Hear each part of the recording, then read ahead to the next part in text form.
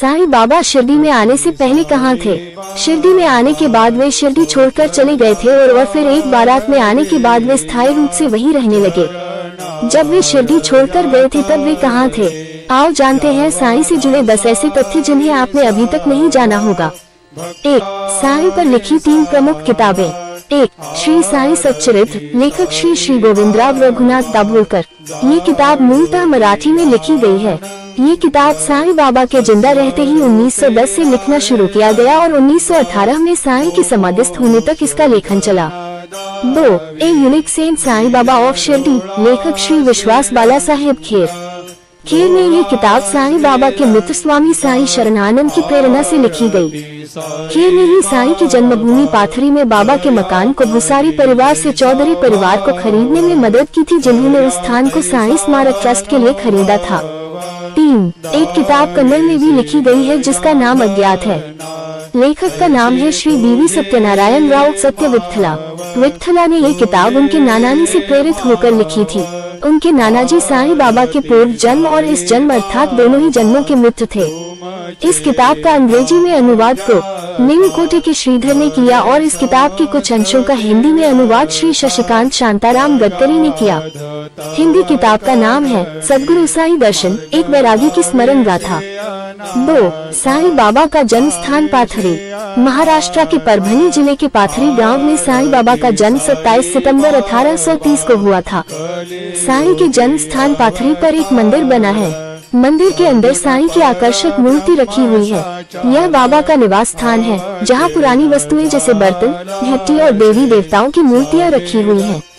पुराने मकान के अवशेषों को भी अच्छे से संभाल कर रखा गया है।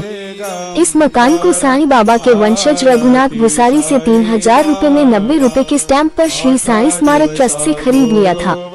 3. साईं बाबा के माता पिता का नाम। साईं बाबा के पिता का नाम परशुराम भुसारी और माता का नाम अनुसुईया था, जिन्हें गोविंद भाव और देव की अम्मा भी कहा जाता था। कुछ लोग पिता को गंगा भाव भी कहते थे। दोनों के 5 पुत्र थे, जिनके नाम इस प्रकार है: रघुपति, दादा, हरिभाऊ, अबादास और बलवंत। साईं बाबा परशुराम की तीसरी संतान थी, जिनका नाम हरिभाऊ था। 4. साईं बाबा के वंशज कौन हैं? साईं बाबा के वंशज आज भी औरंगाबाद, निजामाबाद और हैदराबाद में रहते हैं। साईं के बड़े भाई रघुपति के 2 पुत्र थे, महारुद्र और परशुराम बापू। महारुद्र जी के जो बेटे हैं वे रघुनाथ जी थे, जिनके पास पाथरी का मकान था। रघुनाथ भुसारी जी के 2 बेटे और एक बेटी है, दिवाकर भुसारी, शशिकांत भुसारी और एक बेटी जो नागपुर में है।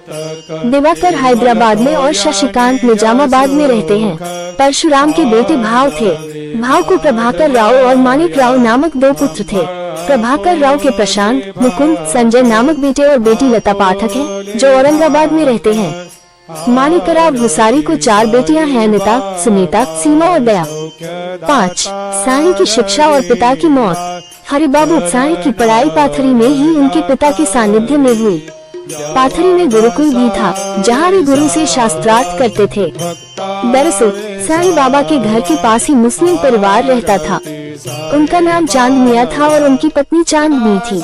उन्हें कोई संतान नहीं थी। हरिभाऊ साईं उनके ही घर में अपना ज्यादा समय व्यतीत करते थे। चांदनी हरिभाऊ को पुत्रवती मानती थी।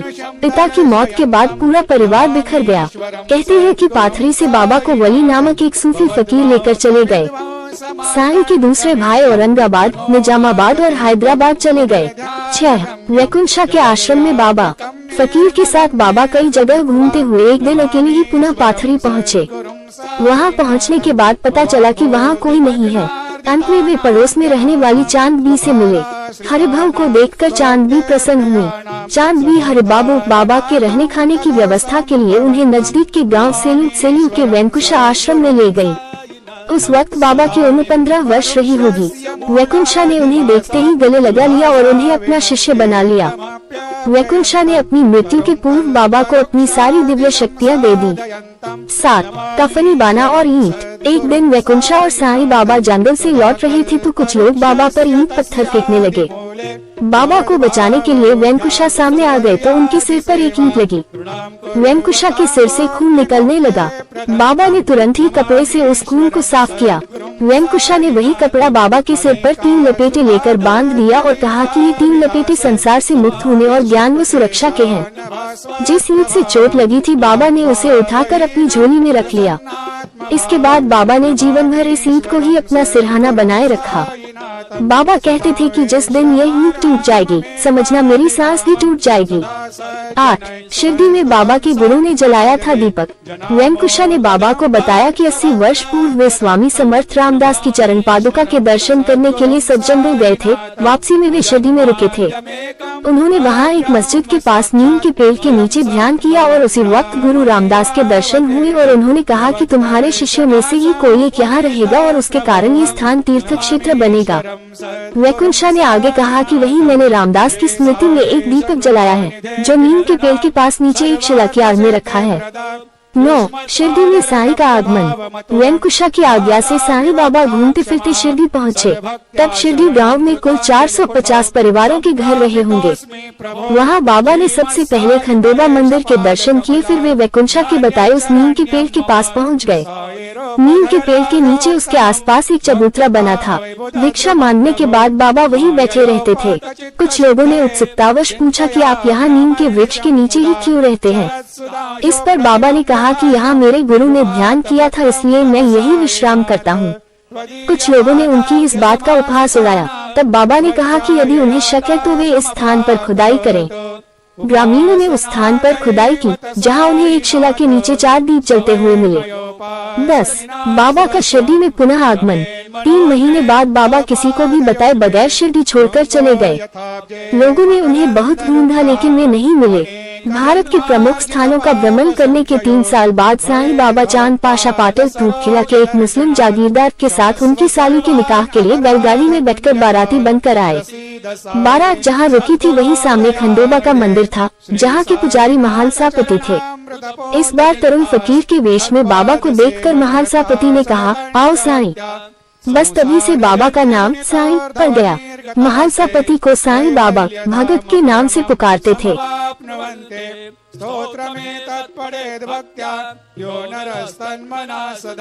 सद्गुरो साईनाथस्य कृपा पात्रं भवेद् ध्रुवम्।